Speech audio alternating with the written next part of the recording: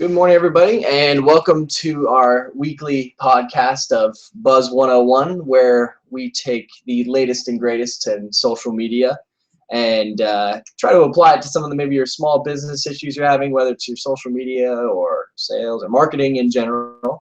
My name is Mike Grimm. I'm the government procurement specialist here at the SBDC. Sounds fancy. It is.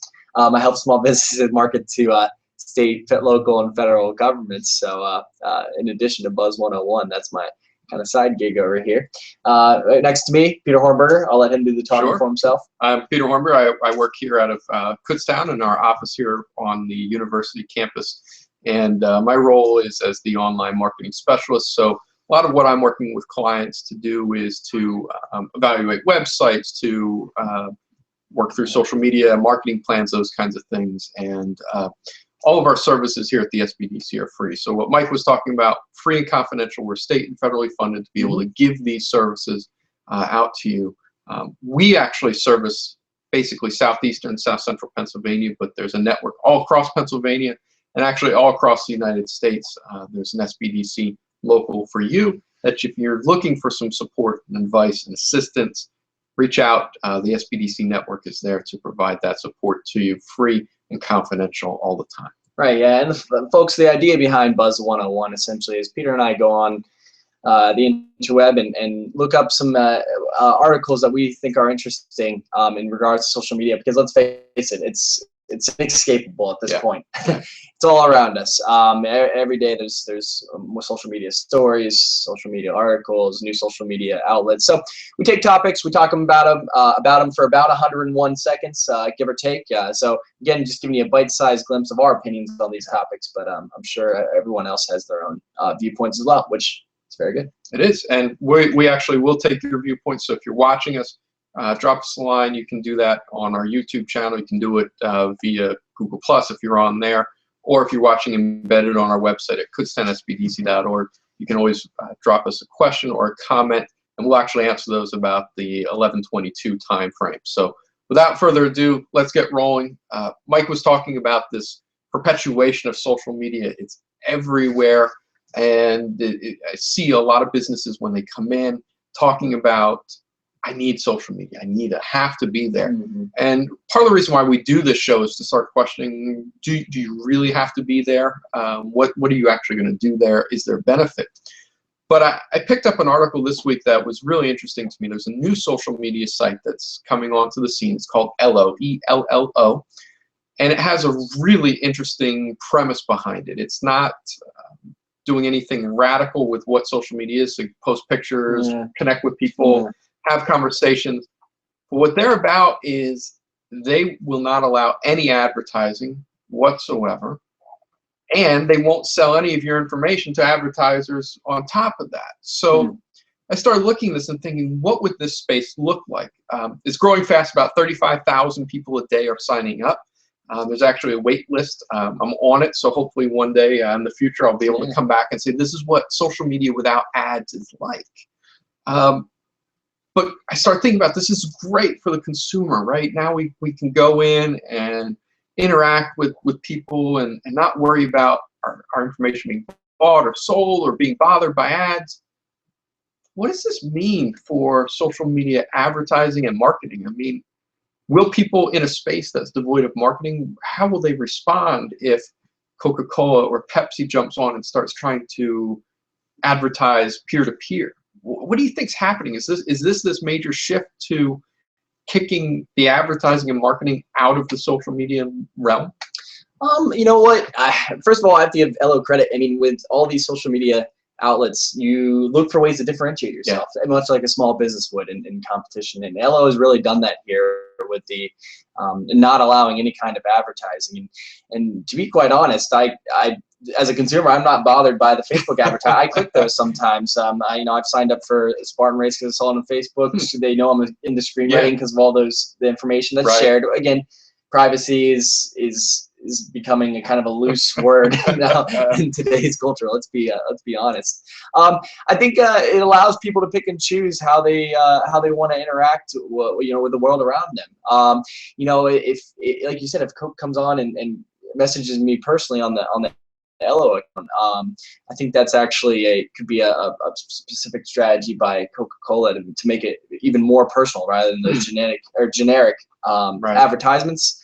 I'm not bothered by it. I think it just gives people an option that are bothered by the advertising to say, all right, I'm going to go on this other account. And obviously, it's popular. Yeah, obviously it's growing, and what I like that you said is this is real similar to what all business needs to do is come up with a reason why you're different and better than the competition. And most other sites that are coming out related to social media tend to just be a different function of the existing social media space, but this is really based upon a completely different premise, and we'll see how it works. So hopefully in a couple weeks I'll get some access to it and come back to you and tell you what this space actually looks like. I'd love to hear that.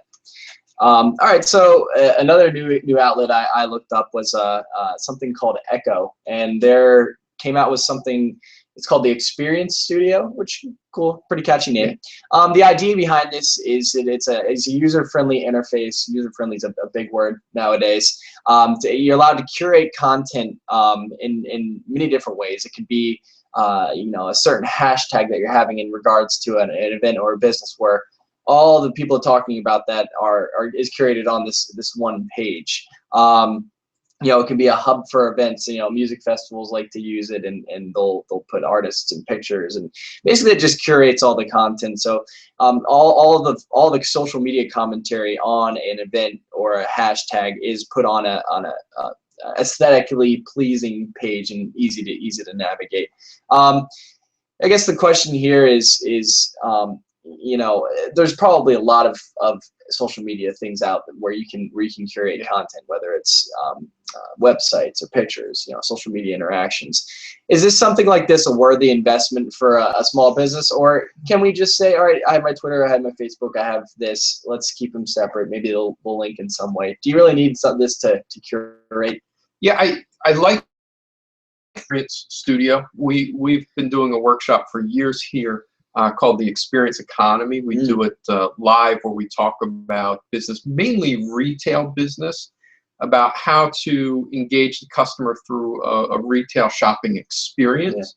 And I think this is what this Echo is really trying to do, is trying to create something where we change that social media usage experience into something more pleasing and has a different visual design to it. So I like the concept. What I get concerned about anytime you look at one of these things is the learning curve, the time invested just to make it look contemporary and smooth and clean.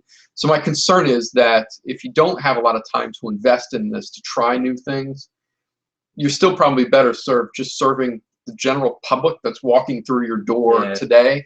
And if they're not walking through your door, just walk outside and yell to people and say, come here, I've got a great product or service to offer. Yeah, my thoughts exactly. I don't have too much to add because, again, looking at the interface, while user-friendly, time-consuming was the first thing that came, and having someone constantly be monitoring it. And, again, small business owners have to wear a lot of hats. Is that hat one that you're going to want to wear as far as the return that you're going to get on it? But for events, maybe for some sort of campaign or for a contest, maybe it'd be worth it. I should mention, I think there was a $95 monthly fee to be able to post this stuff live.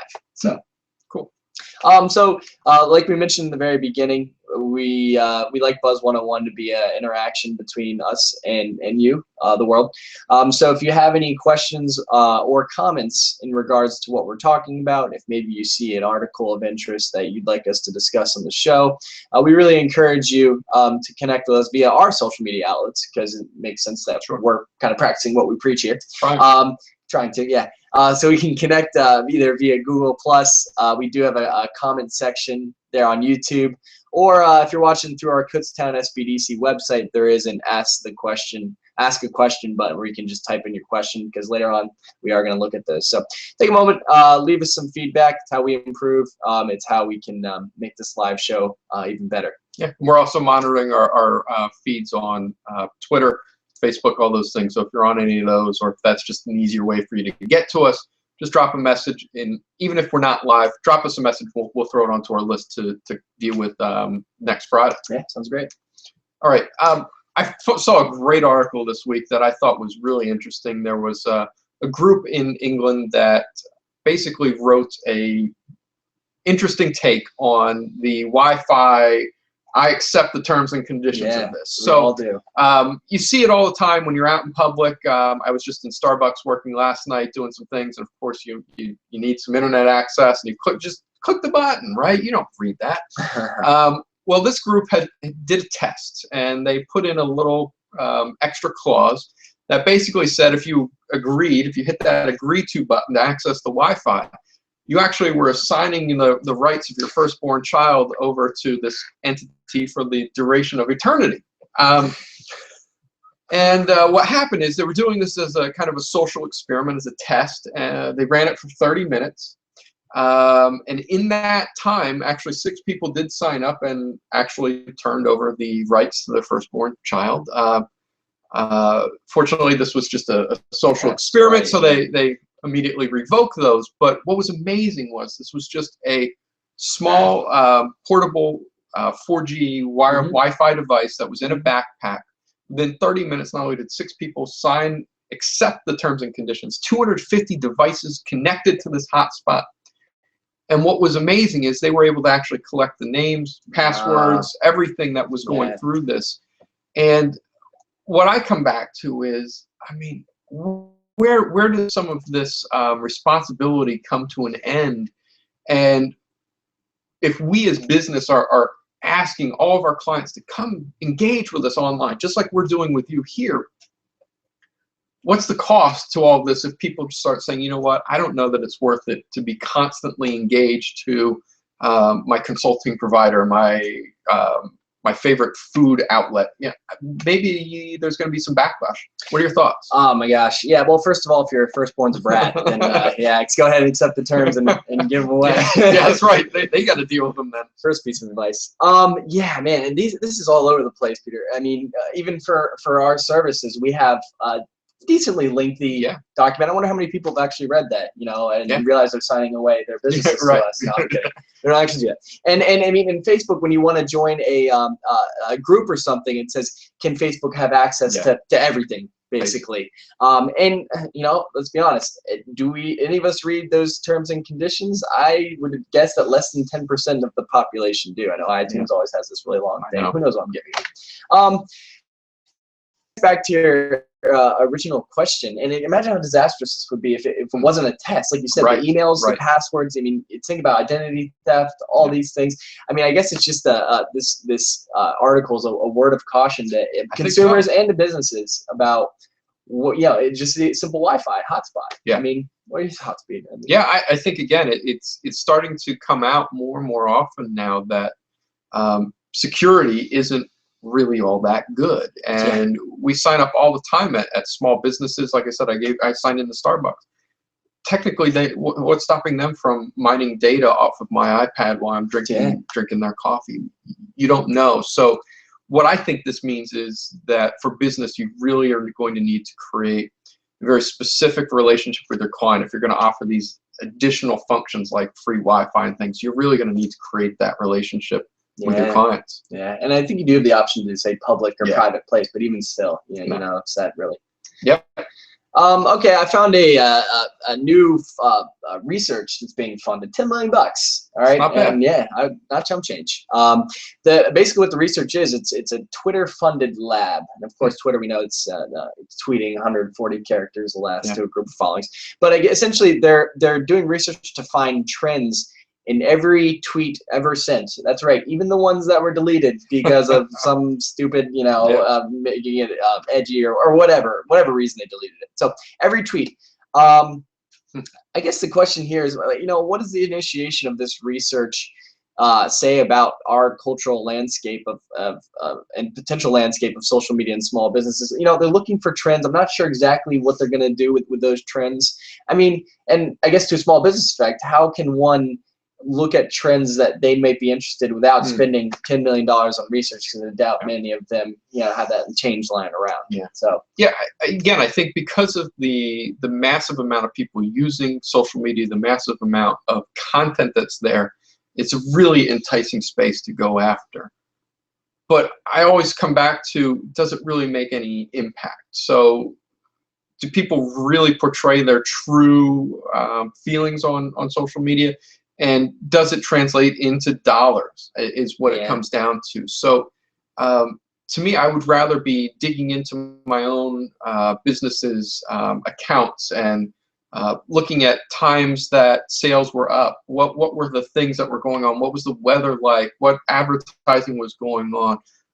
So that I could draw the trends based upon dollars coming into my actual business, not necessarily what are the trends with someone talking about you know, lunch in Australia. I don't think that's necessarily going to affect my day-to-day business. So I still think we need to look internal first before we start looking at these global trends. Yeah, and the social media just has really allowed quote-unquote trolls to come out and do what they do best. A troll is basically a term that goes out and causes havoc. Basically, they can hide behind a Twitter name or a fake account and pretty much say whatever they want, whether they believe it in or not. So, you know, these trends, you kind of have to take them with a grain of salt, because there could be people, there's a lot of noise out there, and you just have to be listening to the noise that's relevant to your business. Yeah, what does it matter to you is important. Sure.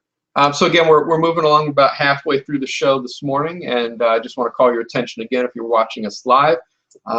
First of all, this is live. This is actually live. You're on right now, unless you're watching some other time than Friday, October the 3rd at 11:15 a.m. Then it's taped, but it's nice. But you can still reach us anytime, anyway. Google Plus is the preferred space that we're doing. You can also watch us if you're on YouTube. Just drop in a question or a comment in the comment section below the video. If you're watching on our embedded feed, which is on our website, www.kutztownsbdc.org, you can actually want to click one of the buttons up at the top. There's one that says Ask a Question. That'll feed directly through to our producer, Dorian, who will feed them to us at about 11:22. And if you're on any of these spaces or places, give us some feedback. Let us know what you think. Let us know what you like, what you don't like.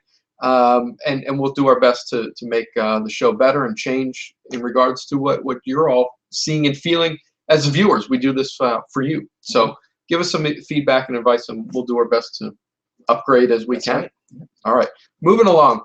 Just a couple more sections. I wanted to talk about websites. We call this a digital marketing show, but we wind up talking about social media a lot, just because it's really where a lot of the media focuses.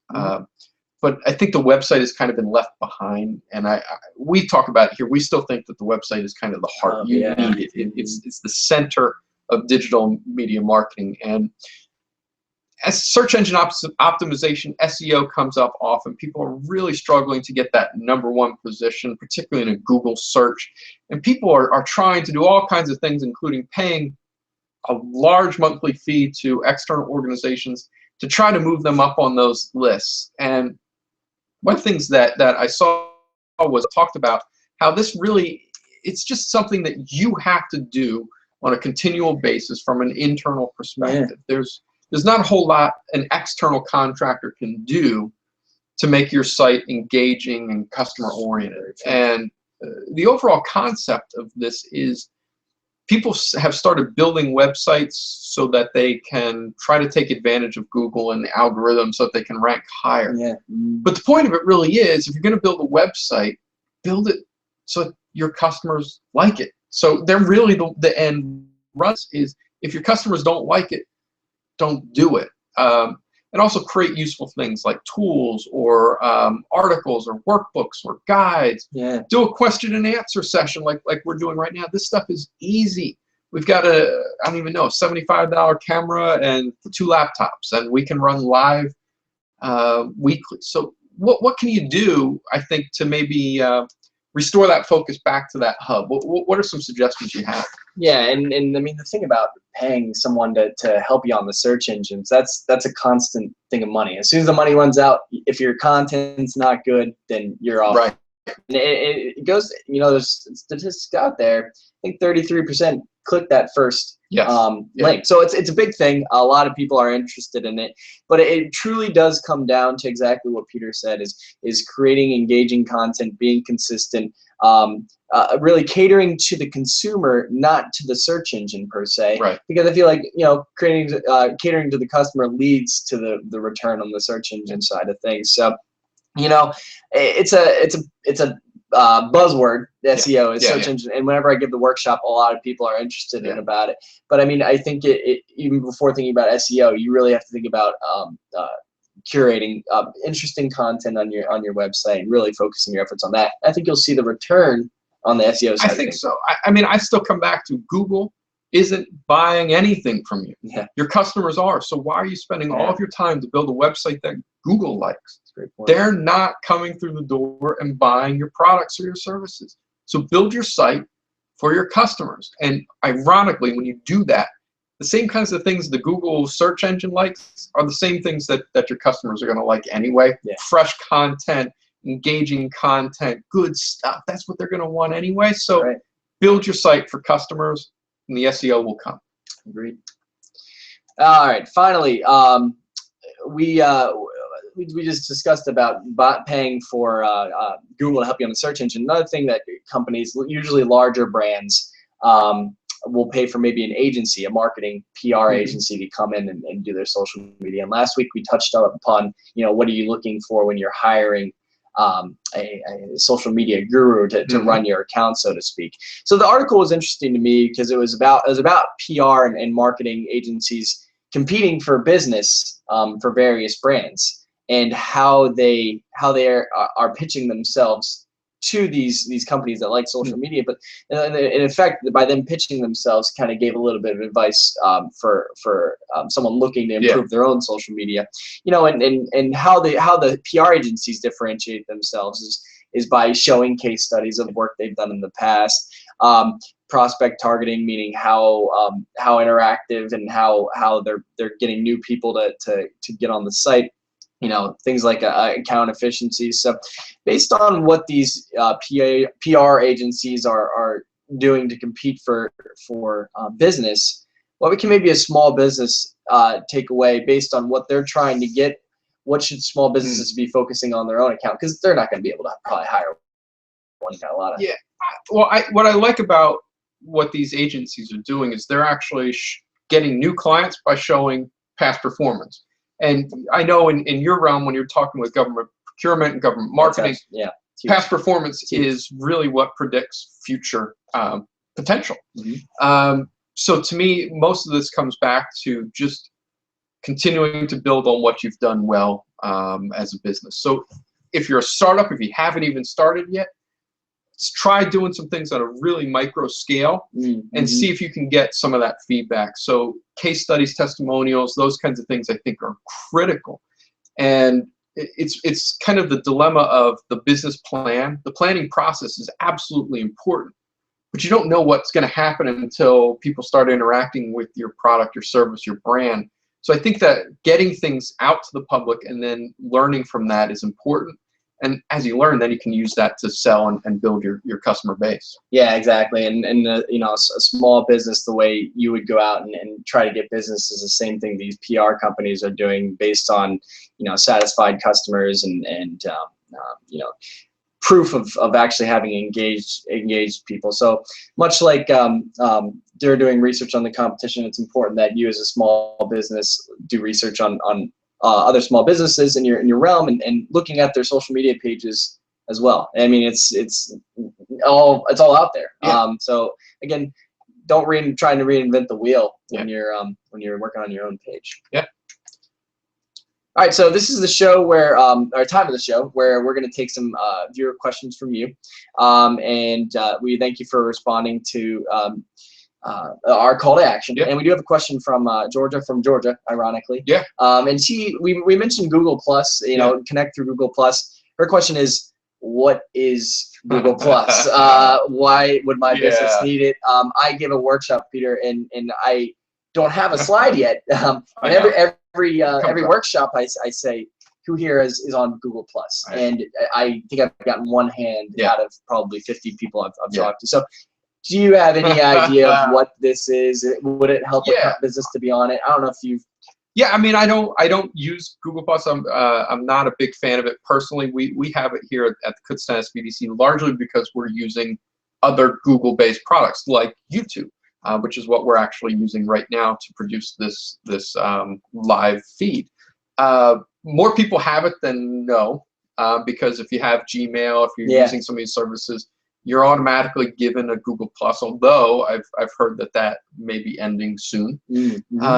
It's basically just like any other social media space. You can post content, you can view content, and make connections. I don't know that a business needs to spend time to create yet another space and account. If you're using something like Facebook or Twitter already, maybe best in your best interest to just run your Facebook feed and connect it to Google Plus just to see if you have an audience in that space before you invest huge amounts of time and effort to build a whole new page or site. We like it because it integrates directly into YouTube. So that's the reason why we're there. But with that said, hang out with us on Google Plus, join up and do their +1s, do all that stuff because it's okay. Yeah, I was gonna say we're doing this on Google Plus, so I probably shouldn't. Yeah, we probably shouldn't talk really. Go on it, folks. Yeah. Support Google Plus. No, but I think what Peter said is spot on. Is your audience on there? You know, and if they aren't, then you know maybe you can have a presence. But again, as we say with any social media, having a presence that's active is far worse than having no presence at all. I think. Yeah. And one other one we got. This is Justin from San Antonio. Writes in. It says with these new emerging social media outlets, when do I get on board? And I think that might be referring to like with the LO. Like, do I go there and be the first one there, and then find out maybe it didn't work, or when do you jump on board with a new social media outlet? Yeah, so I mean, somebody has to be the first one, and I mean, it's the same thing with like any business page on a Facebook. Like somebody has to be that first like or first 10 likes, and it's not until you get a good amount of likes that people actually look at it. I mean, honestly, when there's so much noise out there, again, the best form of marketing is word of mouth. So when I start hearing friends talk about, oh yeah, you know, this new site, LO, no advertising, great way to interact. Same thing that happened with things like Vine or Instagram. It was through people talking about it. How they get that initial following, I'm not sure how LO gets that. You know, it's obviously some good marketing is involved there. But for me, it's just again listening and hearing, especially from my network. Of what's new out there, because again, there's so many new outlets or new social media. So it's all kind of a distraction, and that's a bad thing. I think when you're trying to market and sell, you want your customers focused. Yeah. So there might be a little bit of an opportunity being first in a space because there's a little bit of a less distraction, right? Sure. You have whatever 1.2 billion Facebook accounts. LO maybe has 100,000. That's just a lot less distractions. So I don't know. I still think engagement is the critical point. Yeah. You might be able to reach more people in a massive social media space, but if more people are actually engaging with your content, I'd rather have 100 engaged followers that are actually walking through my business's door and handing me dollar bills than have 10 million followers that don't do anything. Right. Yeah, completely agree. And so just be out there listening. Look for articles. We Google new social media. I don't know what Google terms you use, but I mean, it's out there. So again, folks, thanks for tuning in today for Buzz 101. During the week, we're still listening. So if you have anything to say during the week, we will do our best to include it into our show as well. So I mean, Peter, there's a bunch of different things that we talked about today about security, about curating content, about these new social media outlets. Any final points, strokes of genius? Strokes of genius. No thoughts. I've got plenty of thoughts. I still think if you're trying to grow your market and you haven't really just connected with your local community first, if you haven't talked to your existing customers and said, what can I do to either get you better service, provide more to you, or do you know other people just like you that I could maybe start reaching out to? Start local first. The global reach and global potential of digital media is wonderful. But start locally. I still think you need to have a good digital presence to build the credibility of that local audience, but start local. Yeah, and I guess for me, it's social media is really about thinking before you act. You know, instead of ready, shoot, aim, it really has to be ready, aim, shoot. And whether this is sometimes, you know, whether it's getting emotional about something and posting something when you're angry, never do that. It's like any kind of regular situation. If you get angry with someone, take a moment, simmer down, and then talk it out with them. Same thing with social media, and also read the terms and conditions. Yeah, occasionally take a look at those. Yeah. Just occasionally, you might want to look at those. But yeah. Cool. Well, thanks for tuning in for Buzz 101. We'll be back next Friday at 11 a.m. We hope to see you again. So your customers are talking. Are you listening?